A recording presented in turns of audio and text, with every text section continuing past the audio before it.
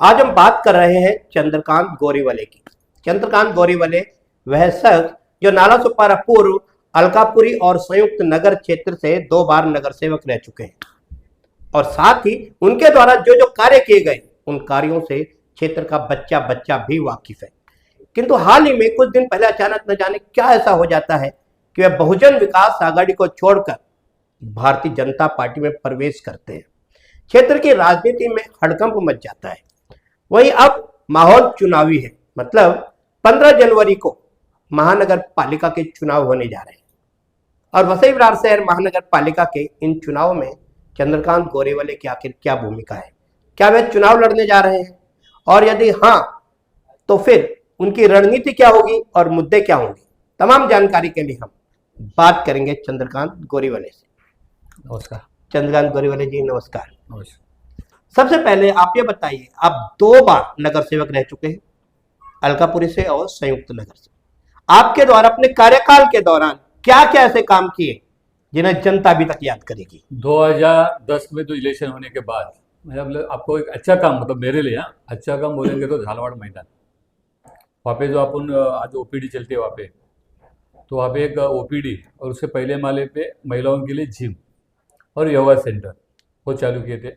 बाकी गली गलों में जो रास्ते का जो काम होना करने का रहता है नगर सेवक को, तो उसने हमने बहुत सारा मतलब गलों गली का काम किया है। और मेन जो काम बोलेंगे तो झालवाड़ का मैदान, वहाँ के रोड गली बोलो, उस टाइम बहुत काम किया। बाद में अलकापुरी में भी जो मेरे को चांस मिला, काम करने का मौका मिला, उतना लोगों का भी सेवा किया। और अलकापुरी में ऐसा कोई खाली प्लॉट नहीं है शासन गवर्नमेंट का, तो उसमें अपने को विकास करने को ज़्यादातर मिला नहीं। ठीक है, लेकिन अचानक आप ऐसा क्या हुआ कि आपने भारतीय जनता पार्टी में प्रवेश किया? उसकी फोटो वीडियो सब जगह आने लगी। उससे पहले मैं आपको बता दूं, अपना लंबा कार्यकाल आपने बहुजन विकास आघाड़ी के साथ बिताया। ये अचानक कुछ दिन पहले क्या हो गया? ऐसा ही मेरे मन में आया और मैंने मतलब मेरे को मेरे दोस्त ने ऐसा ऐसा अप्रोच किया। मैंने थोड़ी बार मतलब 15-20 दिन मैंने सोचा, बाद में मेरी डिसीजन लिया कि चल ठीक है बीजेपी में अपन काम करेंगे। कि मैं तो आपको बोलूँ, मैं यहाँ पे 2000 आया था, 2007 तक भाजपा में काम किया था, तो पुराना परिवार मेरे साथ में ही था, मतलब एक साथ में पहले से हम लोग थे, तो उनके साथ में जाने का मैंने पसंद किया। मतलब कब आपने भारतीय जनता पार्टी से बहुजन विकास आघाड़ी में प्रवेश किया था? 2007 में किया था। ओके। तभी वो कासार मैडम नगर सेविका थी, ओके। उनके इस पे किया था। लगभग 17 साल तक आप बहुजन विकास आघाड़ी में रहे, फिर अब 17 साल बाद आपको घर वापसी की सूझी। मतलब भारतीय जनता पार्टी ने कुछ ऐसे कार्य किए कि आप उन कार्यों से प्रभावित हो गए और आपने बहुजन विकास आघाड़ी का दामन छोड़कर भारतीय जनता पार्टी में प्रवेश किया। लेकिन चंद्रकांत जी, आप एक चीज और बताइए, आपके प्रवेश करने से कुछ समय पहले लगातार भारतीय जनता पार्टी में प्रवेश हो रहे थे, ये भी बहुजन विकास आघाड़ी से छोड़ के सब जा रहे थे, और जब आपने बहुजन विकास आघाड़ी छोड़कर भारतीय जनता पार्टी में प्रवेश किया, उसके बाद से लगातार अभी तक बहुजन विकास आघाड़ी को छोड़कर लोग भारतीय जनता पार्टी में प्रवेश कर रहे हैं। ये प्रवेश करने का दौर तब से शुरू होकर तब थमने का नाम नहीं ले रहा, उसका कारण क्या है? ये कारण नहीं बता सकता कि सबकी अपनी अपनी सोच होती है। वैसे मेरी सोच हो गई रहेगी, वैसे बाकी के लोगों की सोच रहेगी कि बीजेपी ज्वाइन करना है। लगातार जिस तरह से भारतीय जनता पार्टी में प्रवेश हो रहे हैं, इस सब का जो प्रभाव है आगामी मनपा चुनाव में किस प्रकार से पड़ सकता है? जो आज जो महानगर पालिका का चुनाव है और भाजपा में हर दिन मतलब काना का पक्ष प्रवेश चालू है, तो इसका बेनिफिट, तो इसका जो फायदा है वो पक्का भाजपा को मिलेगा। तो क्या लगता है महापौर किसका होगा? मैं तो जिस पार्टी से बिलोंग करता हूँ तो उसका ही नाम लूंगा, बीजेपी। ये सिर्फ नाम लोगे या कुछ ऐसा करोगे कि भारतीय जनता पार्टी का ही महापौर हो? नहीं, उसका महापौर होना जरूरी है। अच्छा, आप जहां से अब चुनाव लड़ना चाहते हो, आप चुनाव लड़ोगे ना? हाँ। तो वो वार्ड क्रमांक क्या है और वहां की परिस्थिति क्या है, कितने वोटर है? मेरा वार्ड क्रमांक तो 15 रहेगा। और आपने जो बोला अलकापुरी और शहीद नगर, मुझे सजावट से लेके पूरा राजनगर तक पहला मैं 2010 से 15 तक काम किया हूँ। आप लोग मेरे को जानते हैं, वही वार्ड अभी 15 नंबर में इंक्लूडिंग हुआ है। तो लोगों को मैं किया हुआ काम, मतलब उधर सजावट रहेगा, सनशाइन रहेगा, उस तरह का जो काम आप लोगों को मालूम है। और आप जो बोले कि उसका 34,000 का वार्ड है, मिनिमम 50%, मतलब 17,000 और 15,000, 17,000 जेंट्स लेके तो 15,000 महिला वर्ग है। अच्छा, आपको क्या लगता है बहुजन विकास आघाड़ी के वह कार्यकर्ता जो कभी आपके अपने थे, अब आप भारतीय जनता पार्टी में प्रवेश करने के बाद भाजपाई हो चुके हो, आपका समर्थन सहयोग किया जाएगा? देखो, मैं आपको मालूम है, मैंने किसी को अभी तक बोला नहीं था। मेरे जो दोस्त लोग थे, मेरे बिल्डिंग वाले जो भी मेरे कार्य करते थे, उनको बोला था मैं ऐसा ऐसा कर रहा हूँ। सजेशन उनका तो मैं लिया था। अच्छा। उन्होंने भी बोला ठीक है, अभी आप जो प्रभाव है वो आपको अच्छा लग रहा है, आप जो भी डिसीजन लेंगे हम आपके साथ में हो। और लोगों ने साथ भी निभाया मेरे को, मतलब उनको प्रवेश करने की जरूरत नहीं पड़ी। आप देख रहे, मतलब आप इधर उधर घूमते होंगे तो मालूम है, ये तो पब्लिक ऑटोमेटिक भाजपा में हो गए। बहुत बहुत कोशिश कर रहे हैं, बहुत सारे लोग कोशिश करते हैं उनको बुलाने के लिए, ये करने के लिए, लेकिन लोग, मैं उनको सबको बोला आप दोपहर को लेके जाएंगे, शाम को मेरे घर पे आएंगे वापस। मतलब आप, इनका कहना है कि बहुजन विकास आघाड़ी के वे कार्यकर्ता जो इनके कार्यकर्ता जो दौरान अब ये भारतीय जनता पार्टी में हो गए हैं और अब उन कार्यकर्ताओं का भी समर्थन सहयोग इन्हें मिलता नजर आ रहा है, मतलब आगामी लोकसभा चुनाव में इनका पलड़ा काफी भारी रह सकता है। अच्छा, एक चीज और, जब आप अब चुनाव लड़ोगे, आपके सामने कोई ना कोई बहुजन विकास आघाड़ी का जो उम्मीदवार होगा उससे आपका टकराव होगा, तो परिस्थिति कैसी होगी, क्योंकि आपने लंबा समय बहुजन विकास आघाड़ी में बिताया है? आपका बात सही है। हम्म।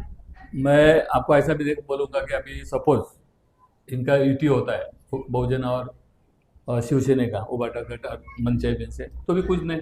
आपको तो मालूम है, उनमें से तो 2 साल मैंने निकाला हुआ है।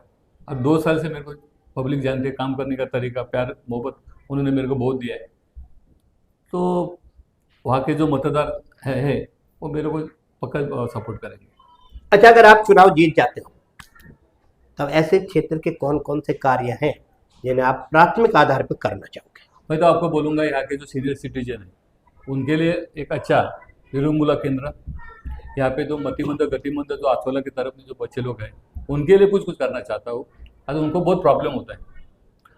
और विकास काम जो बोलेंगे, आपको तो मालूम है यार, तो MMRD का जो भी विजन, मतलब सपोज ब्रिज का बोलो, रिंग रोड बोलो, और अभी क्लस्टर रोड बोलो, ये तो है ही है। लेकिन मेरा एक प्रयास था, मैं पहले भी विधायक को बोला था कि अपना अलकापुरी का जो कलावती मंदिर है, वो मंदिर से लेके स्टेशन तक स्काई वॉक बनता है। उससे क्या होता है मालूम है, बारिश में बहुत पानी होता है, कम से कम 8 दिन पानी नहीं होता, वो गंदगी में लोगों को जाना पड़ता है। वो स्काई वॉक से कलावती मंदिर तक आता है, station, railway station to Kalavati मंदिर, तो लोगों को आने जाने की बहुत सुविधा होगी। जैसे मैं आपको हमारा जो इंटरव्यू बोला, वो अमृतजन ने इंटरव्यू लिया मंत्री महोदय ने, उनको भी यही बोला कि आप क्या करना चाहते हैं। तो लोग, वो रोड है, बाकी आप तो रेलवे का जो नाला देख रहे हैं अलकापुरी का, वो भी नगर परिषद के टाइम में बना हुआ है। वो नाले का भी एक अच्छा ये करके आने जाने के लिए फुटपाथ, अच्छा रिंग बना के उनको लोगों को जाने आने का बनेगा, मतलब कैपिटल मॉल तक आज में अच्छा तरह से जाके, मतलब बारिश कितना भी हो तो लोगों को तकलीफ नहीं होगी, ऐसा मेरे को लग रहा है। पर अभी आप उस 2 तरफ तो गटर हो गए अलकापुरी का रोड का, अभी बीच में का रास्ते का हाइट बना के, और दुबिया हॉस्पिटल उधर के दोनों तरफ का गटर भी बनेगा और रास्ते की हाइट बनेगी, तो पानी जो रेगुलर ये होता है, जमा होता है, उसका पानी कम करने का प्रयास करेंगे। क्योंकि बहुत, मतलब आजकल की जो लोग पब्लिक है, आने जाने वाले हमारे नागरिक हैं, उनको सबको तकलीफ होती है। एक तो अलकापुरी का पंचम पार्क, जया पैलेस की तरफ का रोड, मजेडिया है, और अपना चंदन नाका है, दुबिया हॉस्पिटल है, उधर तो पानी जमता है। उसके लिए अभी जस्ट अपने जो विधायक राजन अप्पा है, उन्होंने परसों दौरपाटे के बाद नारियल तोड़ा है, वो रास्ते गटर का, वो गटर बनता है तो पब्लिक का जो पानी जमने को जो मजेडिया में भरता है वो भरेगा नहीं। अभी ये रोड भी पास होगा, ये आने वाले मई महीने के बारिश के पहले ये रोड भी उसका हाइट बनेगा तो नहीं। और अभी उसका मुझे इतना मालूम है कि दोनों तरफ का गटर है, कौन सा, कैपिटल मॉल की तरफ का, और बीच में का रोड का भी हाइट बढ़ती है, तो दुबिया हॉस्पिटल की तरफ तो पानी जाम होता है, वो होगा नहीं। तो लोगों को थोड़ी बार राहत मिले, मैं 100% नहीं बोलूँगा, लेकिन थोड़ी राहत तो मिलेगी। जी, धन्यवाद। आपने देखा कि किस तरह से बेबाकी से हमारे सारे सवालों का जवाब दिया। उन्होंने कहा कि मैं निस्वार्थ भाव से राजनीति करता हूँ, बहुजन विकास आघाड़ी के कोई भी उम्मीदवार जब मेरे सामने भी आते हैं तो मुझे उनसे कुछ भी फर्क नहीं पड़ता। साथ ही इन्होंने कहा कि कई ऐसे विकासकारी कार्य हैं जो करने अभी बाकी हैं और जो करेंगे तो उनसे आम जनता को लाभ भी प्राप्त होगा। हालांकि अब जो माहौल है वह चुनावी है। 15 जनवरी को मनपा के चुनाव होने जा रहे हैं, वो माहौल कैसा होगा, किस प्रकार का चुनाव प्रचार होगा, तमाम सवालों का जवाब लेकर हम फिर जल्द हाजिर होंगे। तब तक के लिए इजाजत दीजिए, नमस्कार।